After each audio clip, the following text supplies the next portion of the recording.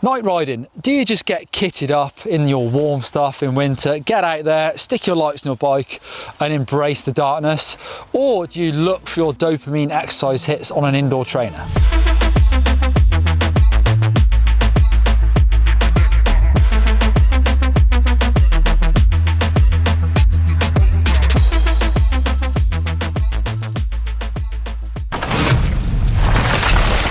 Night riding is fundamentally, of course, still getting outside on your bike and riding the trails, so that must trump staying indoors any day of the week. Another one of the great things about night riding is, of course, you can do it with your mates as well. You don't have to sit inside on your turbo trainer by yourself, like Rich, you loser.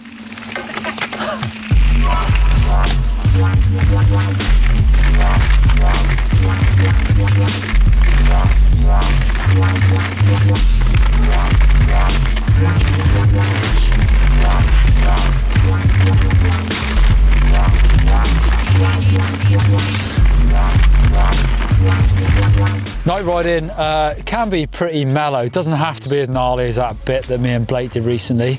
And in fact, actually riding mellow trails can be pretty exciting because it brings a whole new aspect to riding.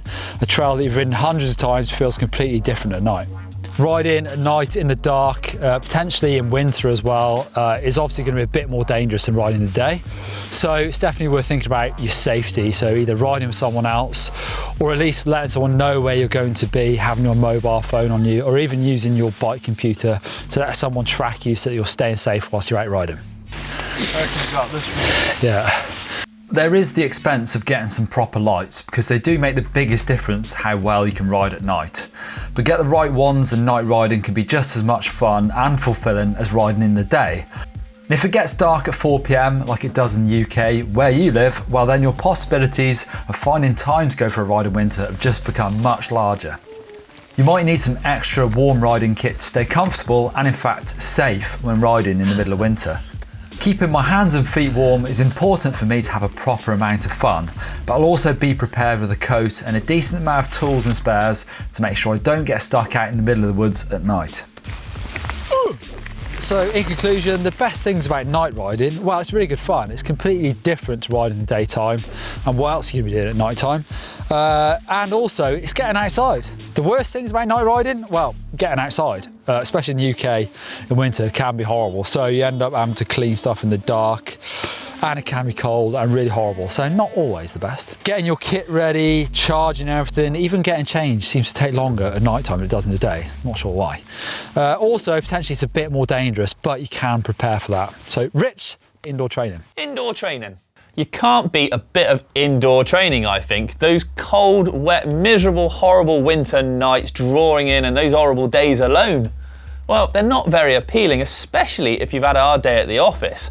The thought of heading out and then the aftermath of it all is, well, really not what I want to be doing. What do you need as a bare minimum then to get started indoor training? Well, you're going to need your basic wheel-on turbo trainer. Now, this is like an A-frame that your bike's going to sit the back wheel into.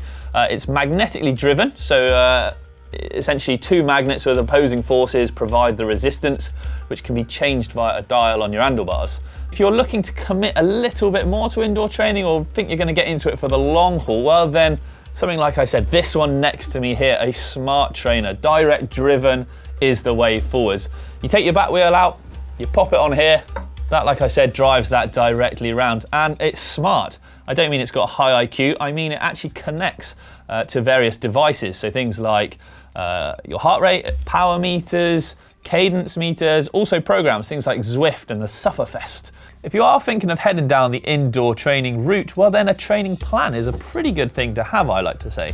So let's say you are struggling with your sprints or you think, wish I could sprint a bit quicker. Well then maybe why not just incorporate, say a 30-minute session and 10 one-minute sprints into it. Just a little plan, gives you something to aim for and something to sort of stick to so you don't just get bored with the monotony of just spinning around. Great things to help with this, well, things like Zwift and the Sufferfest. Thanks, Rich. But what about the cons of indoor training? The first con, sadly, they can be a bit boring. Sitting on a turbo trainer for, well, some people can do it for hours on end. I don't know how they do it, but yeah, it can just get a bit monotonous, a bit tedious, and just boring, just staring at a screen the whole time. Also, costly. I mean, some of these things are not cheap. Even the cheapest one, well, is a bit of a commitment. So once you've spent the cash, you're committed, that's for sure. As much as you may ride online in the old Zwift world with your friends or be on Zoom calls with them at the same time, it's still fairly unsociable. It's not exactly the same as getting out there with your mates. And look how much fun Blake and Neil are having right now. I am a little bit jealous. And that brings me nicely onto my last point. I dare say you're probably always going to wish you were actually out on your bike. I mean, it works. They're great for getting you riding in the winter, but they don't substitute a bike. I love bikes. And what about the pros? Well, first up, it's clean. Apart from getting a bit sweaty, there's no kit to clean after or your bike. It stays spotless the whole time. That's got to be a winner, surely. And, well, what else? It's safe. Yep, not going to get run over by a car here or crash into a tree. Bonus, accessibility. I can set this thing up almost anywhere.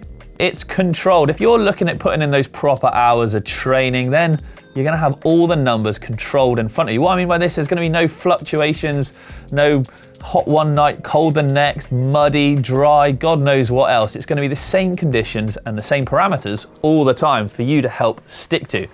And bonus, it's warm and dry. I mean, Neil looks pretty chilly out there today. I'm sure he probably would admit that as well. It looks bloomin' cold. Whereas, I can be at home as hot or as cold as I want to be.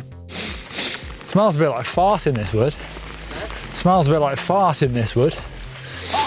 Right, cheers Rich for that. Let us know down in the comments below if you get out and do some night riding in winter. Personally, I do actually do a bit of both. Sometimes getting out and riding a bike is a bit too much effort, so I just get on the turbo trainer, do 45 minutes an hour really quick, and it's done. But I do actually really love getting out with a bike. Give us a thumbs up if you love night riding.